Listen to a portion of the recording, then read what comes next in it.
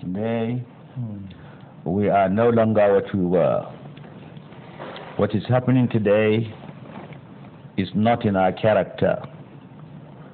The norms and values left by Sardauna and our founding fathers are no longer with us. They are not with us. Today, as I have often described the situation, the institution of family has broken down.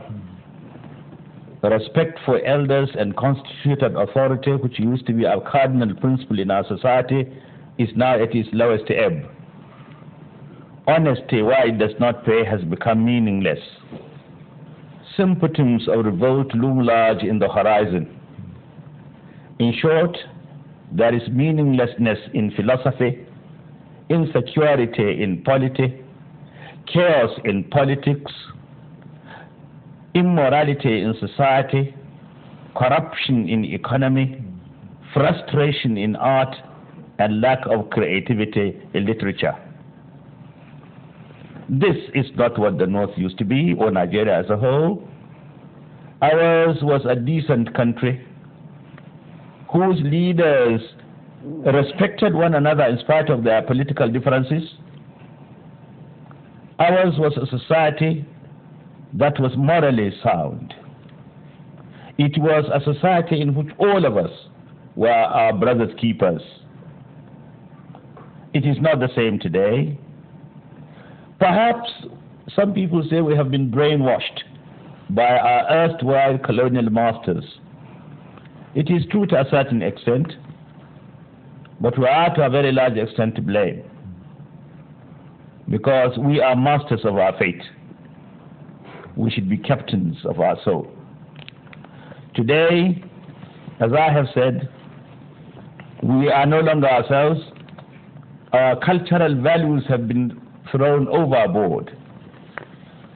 If a people lose their culture, and Sardauna was a man of culture, and that was why he organized the annual cultural festival. It started from the north. Today we are trying to abandon our culture, and culture is the identity of the people. People often mistake culture as mere dancing and singing. It is much more than that. Culture is the customs and costumes, the characters and the characteristics, the manners and mannerisms, the philosophy and the ideology of a people. Culture is the totality of a people's experience. Culture is the way of life of the people. Sardauna in those days adhered to the culture of the people.